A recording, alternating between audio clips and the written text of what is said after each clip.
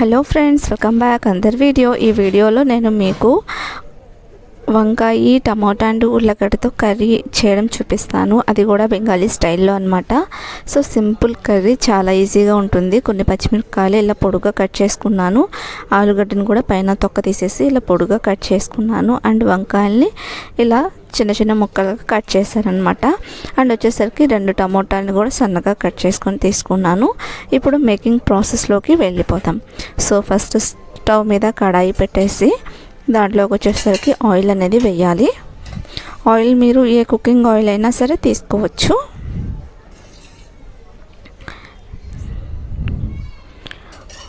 Oil వేయాలి.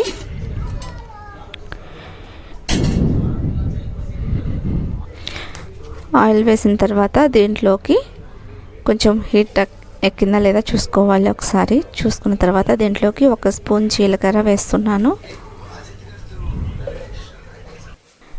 ఇలా చిటపట సౌండ్ వస్తూ ఉండాలన్నమాట.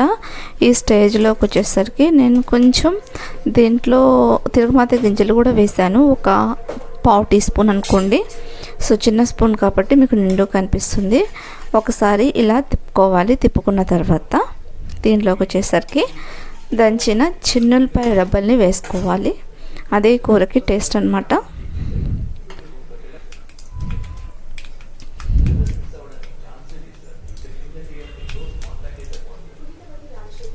ఓకేనా. సో దంచిన చిన్నులపాయ రబ్బలు ఒక 4 వేసాను. వేసి దీన్ని కొంచెం ఒక 2 మినిట్స్ ఫ్రై అవ్వనివ్వాలి.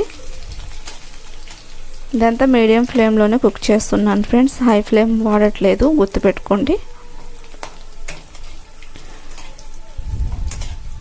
సో ఇలా ఒక 2 నిమిషాలు కనుక మనం ఉంచితే ఇలా కలర్ అనేది చేంజ్ అవుతుంది. తర్వాత ఇందాక చూపించినవన్నీ దీంట్లోకి వేసేసుకోవాలి.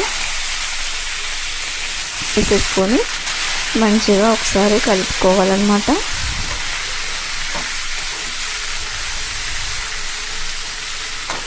ఓకేనా. సో ఇలా మంచిగా ఒకసారి కలుపుకున్న తర్వాత దీంట్లోకి మనము మిగతావి వేయాలన్నమాట. ఉప్పు, పసుపు లాంటివి. కొంచెం పసుపు వేస్తున్నాను.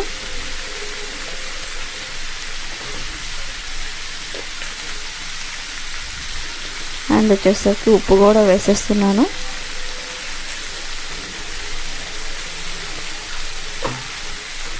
సో ఉప్పు, పసుపు వేసిన తర్వాత కొద్దిగా లైట్గా కారం వేస్తున్నాను. సో ఆల్రెడీ పచ్చిమిర్చి వేసాం కాబట్టి కారం లైట్గా ఎందుకు వేస్తున్నా అంటే కొంచెం కలర్ఫుల్గా కనిపించడానికి వేసాను అనమాట. కారం అనేది ఆప్షనల్, మీరు వేయకపోయినా కూడా పర్వాలేదు. మొత్తం కలిసేటట్టుగా బాగా మిక్స్ చేసుకోవాలి. సో మంచిగా కలుపుకున్న తర్వాత మూత పెట్టుకొని ఒక 2 నిమిషాలు మనము కుక్ చేసుకోవాలి. ఓకేనా. ఒక 2 మినిట్స్ కుక్ చేసుకున్న తర్వాత మూత ఓపెన్ చేసి ఒకసారి మళ్ళీ మిక్స్ చేసుకొని మంచిగా దీంట్లోకి మనకి ఎంతవరకు అయితే నీళ్లు కావాలో అంతవరకు మనం నీళ్లు పోసుకోవాలన్నమాట. అంటే కూర కన్సిస్టెన్సీని బట్టి. మామూలుగా అయితే బెంగాలీ కర్రీస్లో జస్ట్ వాటర్ వేస్తాము. సో చింతపండు వాటర్ వేయము, జస్ట్ ఓన్లీ నార్మల్ వాటర్ వేస్తామన్నమాట. సో పులుపు వేయము కాబట్టి వాటర్ వేసుకోవాలి. ఓకేనా. వాటర్ అనేది మనకి ఎంతవరకు కర్రీ కావాలో దాన్ని బట్టి వేసుకోవాలన్నమాట. నేనైతే ఇంత వేస్తున్నాను. కొంచెం మనకి ఆలుగడ్డలు ఉడకాలి కదా, కొంచెం ఉడకడానికి కూడా కొంచెం నీళ్ళు కావాలి కాబట్టి చూసుకొని ఆ ప్రకారం వేసుకోవాలి. ఓకేనా. ఇంకొంచెం వేస్తున్నాను. ఇప్పుడు మళ్ళీ మూత పెట్టేసి ఈ ఆలుగడ్డలు మంచిగా ఉడికేదాకా ఉడికించుకోవాలన్నమాట.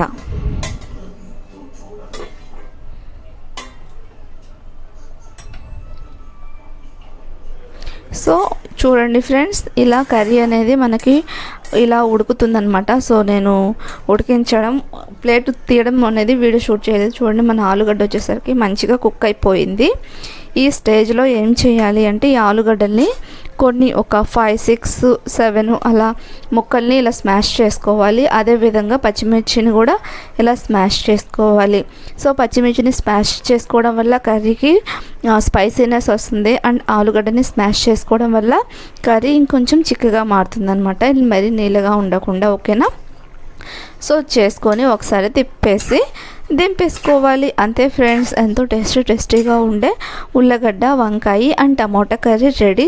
వేడివేడి అన్నంలో కూరతో తింటే చాలా బాగుంటుందన్నమాట. సో ఒకసారి మీకు నచ్చితే డెఫినెట్గా ట్రై చేయండి. ట్రై చేసి టేస్ట్ ఎలా ఉందో కామెంట్ సెక్షన్లో చెప్పండి. మీకు కనుక నచ్చితే మళ్ళీ ట్రై చేయండి. ఒకవేళ నచ్చకపోతే వదిలేసేయండి. ఓకే ఫ్రెండ్స్, మీరు కనుక ఫస్ట్ టైం నా వీడియో చూస్తున్నట్లయితే ఒక లైక్ చేసేసేయండి. ఛానల్ సబ్స్క్రైబ్ చేసుకోండి.